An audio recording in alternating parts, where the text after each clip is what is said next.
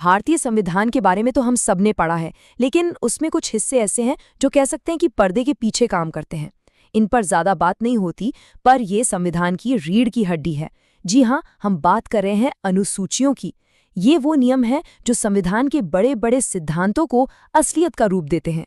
तो चलिए आज इसी छिपे हुए ब्लूप्रिंट को समझने की कोशिश करते हैं। तो एक सवाल से शुरुआत करते हैं। जब हम संविधान के बारे में सोचते हैं तो क्या दिमाग में आता है? एक महान ग्रंथ जिसमें बड़े बड़े आदर्श और सिद्धांत लिखे हैं, या फिर एक बहुत मोटी रूल बुक जिसमें सरकार चलाने के सारे नियम कायदे दिए गए हैं? असल में सच तो यह है कि ये दोनों ही हैं, और बस यही बात इसे इतना खूबसूरत और साथ ही इतना कॉम्प्लेक्स भी बनाती है। अब जरा सोचिए, जो लोग संविधान बना रहे थे उनके सामने ये कितनी बड़ी चुनौती रही होगी। उन्हें एक ऐसा दस्तावेज बनाना था जो आने वाली पीढ़ियों के लिए भी प्रासंगिक रहे, मतलब जिसके सिद्धांत हमेशा टिके रहें। लेकिन साथ ही उन्हें सरकार को चलाने के लिए रोजमर्रा के नियम भी तो देने थे, एक एक डिटेल बतानी थी। इसे ऐसे समझिए, मान लीजिए कोई बहुत अच्छी किताब है, उसके मेन चैप्टर्स में कहानी होती है, बड़े बड़े आइडियाज होते हैं, लेकिन जो लंबी चौड़ी लिस्ट होती हैं या कोई टेक्निकल जानकारी, उसे कहाँ रखा जाता है? बिल्कुल आखिर में, अपेंडिसीज में, है ना? बस यही सवाल संविधान बनाने वालों के सामने था कि जो मेन आर्टिकल्स हैं उन्हें कैसे साफ सुथरा और सिर्फ सिद्धांतों पर फोकस रखा जाए, और ये सारी डिटेल जानकारी कहाँ फिट की जाए।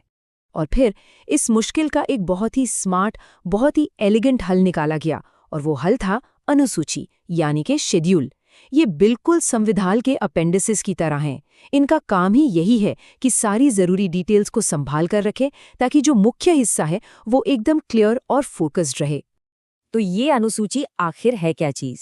बहुत आसान भाषा में कहें तो ये संविधान के साथ जुड़ी हुई लिस्ट्स या टेबल्स हैं। इनमें वो सारी डिटेल्ड जानकारी है जिसे अगर मेन आर्टिकल्स में डाल देते तो वो बहुत भारी भरकम हो जाते, जैसे कौन सा अधिकारी क्या शपथ लेगा, किन किन भाषाओं को मान्यता मिलेगी, वगैरह वगैरह। और इसका सबसे बड़ा फायदा जानते हैं क्या है? कि सरकार को जब इन लिस्ट्स को अपडेट करना होता है तो पूरे संविधान को बदलने की जरूरत नहीं पड़ती। देखिए, यहाँ तक कि जो ओरिजिनल सोर्स मटेरियल है उसमें हाथ से लिखे हुए नोट्स भी यही बात बताते हैं। ये एकदम साफ दिखाते हैं कि अनुसूचियों को बनाने का मकसद ही यही था कि भाई सारी डिटेल जानकारी को एक जगह इकट्ठा कर दो, ताकि संविधान के जो मुख्य अनुच्छेद हैं वो एकदम टू द पॉइंट और सिद्धांतों पर ही केंद्रित रहें।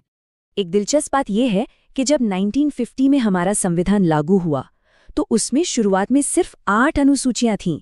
जी हाँ, केवल 8। लेकिन जैसा कि कहते हैं, हमारा संविधान कोई पत्थर की लकीर नहीं है, ये एक जीता जागता दस्तावेज है।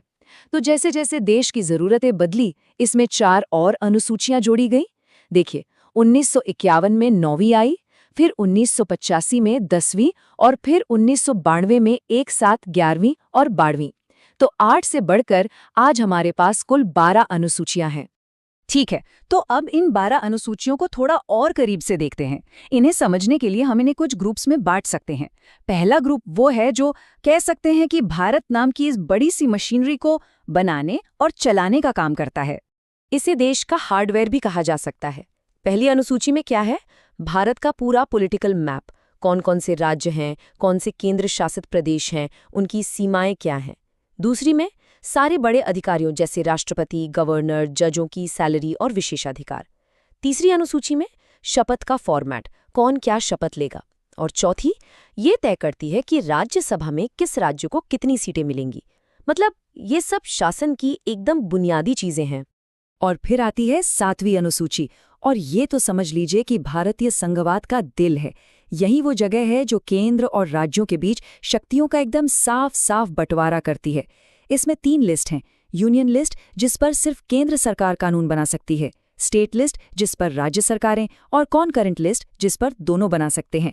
और एक बहुत ही दिलचस्प बात, शिक्षा जैसा अहम विषय पहले स्टेट लिस्ट में था, लेकिन बाद में इसे कॉनकरेंट लिस्ट में डाल दिया गया, ताकि इस पर केंद्र और राज्य दोनों मिलकर काम कर सकें। तो ये तो हो गई देश की मशीनरी की बात। अब चलते हैं अगले ग्रुप की तरफ। ये वो अनुसूचियां हैं जो दिखाती हैं कि हमारा संविधान सिर्फ नियमों का पुलिंदा नहीं है, बल्कि वो लोगों और भारत की जो विशाल डाइवर्सिटी है उसकी रक्षा भी करता है।